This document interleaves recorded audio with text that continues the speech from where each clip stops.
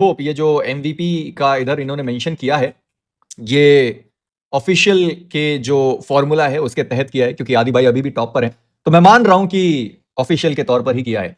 Jonathan एक बार फिर से टॉप 5 में, कुछ भी अचंभित कर देने वाली बात नहीं है। 26 तक भाई पहुंच गए। एडमिनो नहीं है, आ जाएगा भाई। एडमिनो भी ज्यादा पीछे नहीं होगा, मुझे नहीं लगता एडमिनो भी नंबर ऑफ फिनिशेस में ज्यादा पीछे होगा। ओआर वाला 8 बिट वाला आदित्य नहीं, टीम एक्स पार्क वाला आदित्य।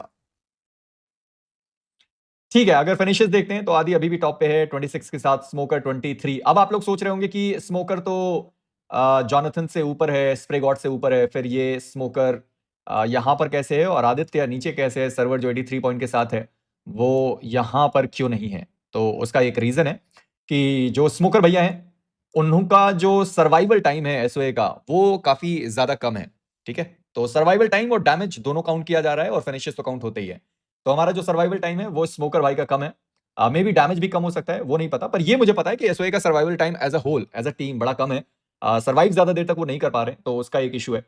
वहीं पर अगर गॉडलाइक को आप देखते हैं तो उनके पास प्लेसमेंट पॉइंट ही इतने सारे हैं कि वो बताता है कि उनका सर्वाइवल टाइम काफी ज्यादा है। जैसे एसओए को आप देखो, 16th पर एलिमिनेट हुए, 14th पर एलिमिनेट हुए, देन 3rd पर वो टीम आई, देन उसके बाद एसओए 5th पर आई, 7th पर आई, 9th पर आई। तो इससे आपको पता चलता है कि उनका सर्वाइवल टाइम एक्चुअली में कम है।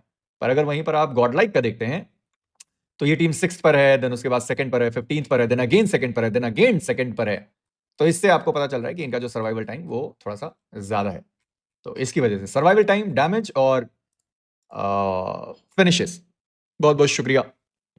तो ये वहां का फॉर्मूला है, हमारा फॉर्मूला थोड़ा सा अलग है। ठीक है, तो उसको देखकर ये जो सारे पॉइंट्स हैं ये बनाए गए। एक बार फिर से बता दूं, जो ये ओवरऑल एमवीपी में यहां टॉप होगा उसको 3 लाख रुपए मिलेंगे, और जो फाइनल्स का एमवीपी होगा उसको कितने, 1.5 लाख मिलेंगे या समथिंग, 1.5 लाख या 2 लाख जो भी है वो मिलेगा। गॉल का गेम प्ले में क्या डिफरेंस आया है क्वार्टर सेमीफाइनल्स में? थोड़ा सहज तरीके से खेल रहे हैं, मोटो मोटो अननेसेसरी फाइट को अवॉइड किया जा रहा है। जॉनथन जिस तरीके से खेलना चाहता है उस तरीके से उसको खेलने दिया जा रहा है, यानी कि मार के खेलो।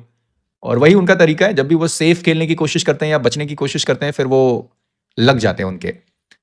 तो वैसा सीन है। क्या जॉनथन एमवीपी बन पाएगा क्या, बीजीआईएस या सिंप? भाई मैं चाहूंगा कि जॉनथन बने एमवीपी, सही बता रहा हूं।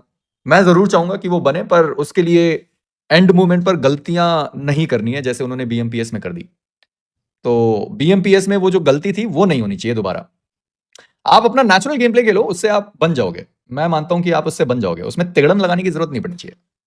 ये पॉइंट क्या है, एक्सप्लेन करो। ये पॉइंट ये है कि हम finishes plus damage plus survival तीनों को काउंट करके पॉइंट्स बना रहे हैं। इब्राहिम भाई thank you so much for the 100, कुछ लिख तो देते। स्वागत है आपको, आपका स्वागत है, आपको क्या।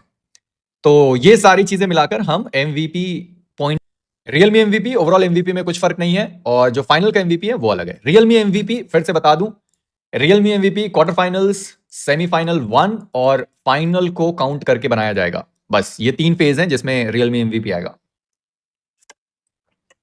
ठीक है, तो हमारे पास 1 तारीख का जो शेड्यूल है वो कहता है कि बीसी अपना पहला मैच खेलेंगे, देन ए बी की टीम आती है, देन ए डी की टीम आती है, देन ए डी अगेन आती है, सी डी है, और उसके बाद बी डी है।